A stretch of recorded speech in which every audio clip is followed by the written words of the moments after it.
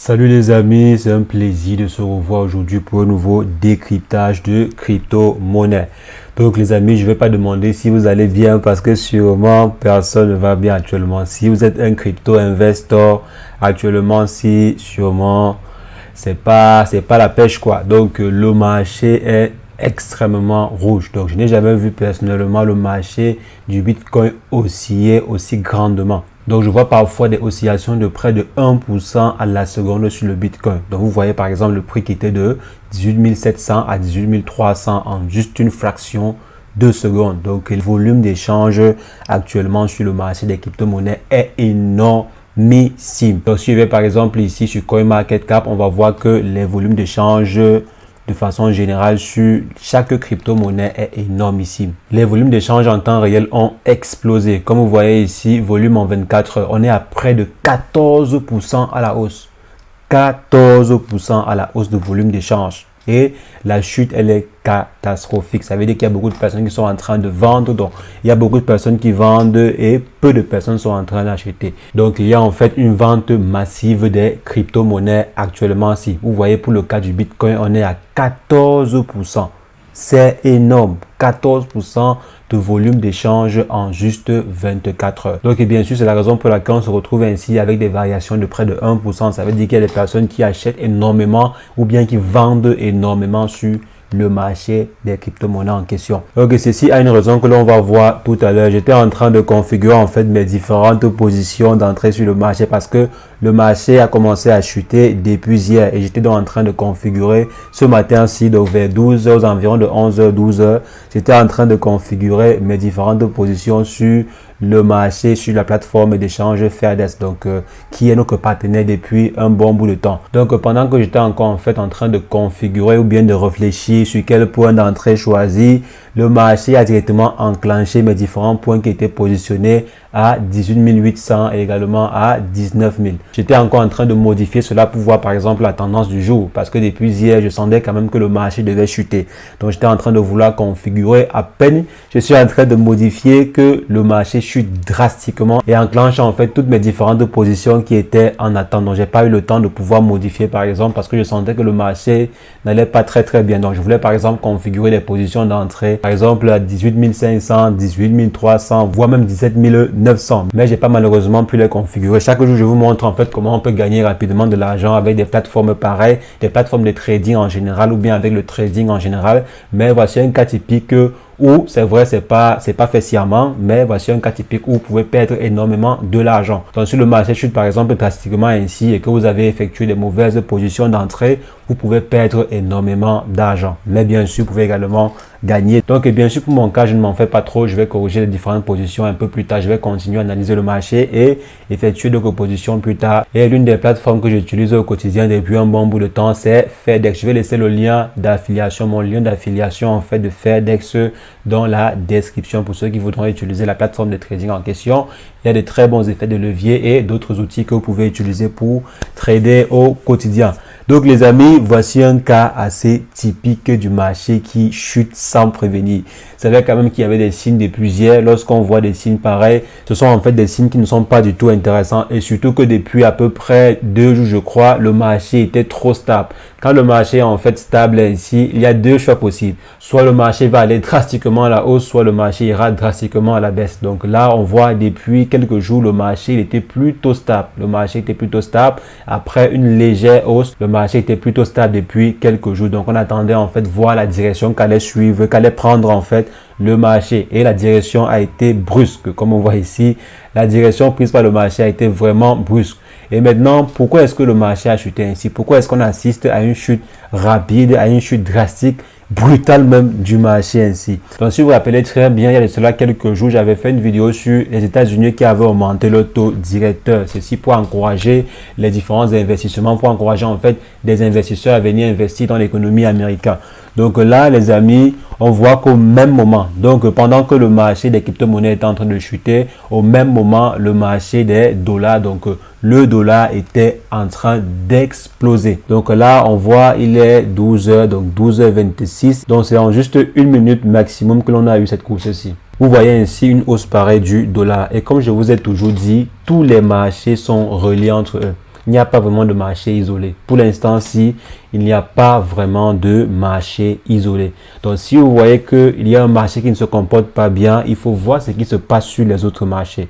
Généralement, vous voyez ce qui se passe sur le dollar, vous voyez si l'économie américaine va bien. Donc, quand généralement il y a une chute bizarre, regardez premièrement si l'économie américaine va bien, si jamais il y a des soucis avec l'économie européenne ou bien une décision européenne. Il faut aussi généralement voir si les Chinois ont bien mangé, parce que quand les Chinois ne mangent pas bien, ces derniers ont tendance également à prendre des décisions bizarres en ce qui concerne les crypto-monnaies. Donc, il faut généralement voir si l'économie, les autres marchés se comportent plutôt bien. Quelles sont en fait les différentes réactions sur les autres marchés. Et on voit simplement ici que le marché des crypto-monnaies et les autres marchés de façon générale, parce que si on vient là, on voit l'indice du CAC 40, elle n'a pas pu résister. Donc là, depuis 12 heures, la courbe continuait néanmoins sa route, mais malheureusement, elle n'a pas pu chuter. L'indice du CAC 40 n'a pas pu résister, l'indice du CAC 40 n'a pas pu résister face à la hausse énormissime du dollar. Donc là maintenant je pense que vous comprenez à peu près où sont partis les différents fonds. Donc quand on vient par exemple ici et qu'on voit ce volume d'échange-ci, et il ne s'agit pas en fait des achats massifs qui sont en train d'être effectués sur le secteur des crypto-monnaies, vous comprenez en fait où sont partis l'argent en question, donc où sont partis les milliards, parce que là on parle en termes de milliards de dollars. Donc où sont partis en fait les milliards de dollars en question. Donc les 31 milliards de dollars que l'on voit ici, on sait à peu près où ces milliards sont allés. Donc malheureusement, on devrait s'habituer à voir ceci, surtout en ces moments-ci, surtout en ces moments de crise-ci. Tant que la crise n'a pas encore été résolue, tant que le problème actuel de l'inflation n'a pas encore été résolu, alors il est possible que l'on voit souvent des chutes pareilles arriver sur l'ensemble des marchés, pas simplement le marché des crypto-monnaies, mais sur l'ensemble des marchés. Et actuellement, si le dollar se comporte plutôt bien, je ne sais pas en fait si c'est parce que l'économie américaine ou bien que les Américains gèrent mieux la crise que d'autres pays. Mais on voit là que le dollar américain se comporte plutôt bien. Premièrement face à l'euro. Donc on voit là que face à l'euro, c'est la catastrophe. C'est la catastrophe. Les entreprises européennes qui achètent à l'international en dollars vont sentir cela dans leur portefeuille. Imaginez-vous par exemple que vous avez l'habitude d'acheter une marchandise, une matière première à 1000 € et que vous appeliez par exemple votre fournisseur à 8 heures pour passer la commande et qu'il vous dit oui, le montant c'est 1000 $. Le temps que vous appeliez votre banque pour confirmer la transaction, ce dernier vous rappelle et vous dit que non, la facture est quittée de 1000 $ à 1200 $. Donc vraiment c'est énorme. Et bien sûr, si une entreprise achète ainsi, ceci va se répertorier, le prix final va se répertorier chez le client final. Et c'est la raison pour laquelle vous pouvez par exemple partir au supermarché et voir que le prix du pain, le prix des biscuits, le prix de ceci, le prix de cela a considérablement explosé. Donc les amis, ceci est simplement dû à l'inflation. Donc comme par exemple les biscuits et les bonbons qui ont perdu de la valeur face au dollar, on voit également que les crypto-monnaies de façon générale ont perdu également beaucoup de la valeur face au dollar. Donc les amis, rien ne va sur le marché. Rien ne va sur le marché des crypto-monnaies, sur le marché financier de façon générale. Donc et maintenant, si on peut également voir comment se comporte le marché des entreprises américaines, on voit que même le S&P 500 ne se comporte pas très bien. Donc on voit là que depuis, donc si je viens ici, depuis à peu près 13 heures, donc 13 heures à 14 heures, le marché a un peu chuté. C'est vrai quand même que ça n'a pas chuté comme le CAC 40, mais de façon générale, le marché également des entreprises américaines ne se comporte pas super bien. Donc mine de rien, quand même, l'inflation reste palpable sur tous les marchés. L'inflation affecte tout le monde, même les États-Unis. Il ne faudrait pas simplement voir comme le marché du dollar a explosé. C'est vrai que lorsque le dollar a explosé ainsi face à l'euro, ça veut dire que les Américains peuvent facilement acheter beaucoup de choses en euros. Ça veut par exemple dire qu'une chaussure Gucci vendue en France qui coûtait 1000 $ à un Américain, actuellement si la chaussure en question doit lui coûter un peu moins de 1000 $, la chaussure peut par exemple coûter 800 $, 700 $, etc. Simplement parce que le dollar a explosé face à l'euro. Et ceci, c'est de façon générale. Si vraiment vous n'étiez pas prêt à ceci, alors il sera difficile pour vous de digérer. Il faudra être prêt à voir par exemple le Bitcoin descendre jusqu'à 16 000 $ au moins une fois.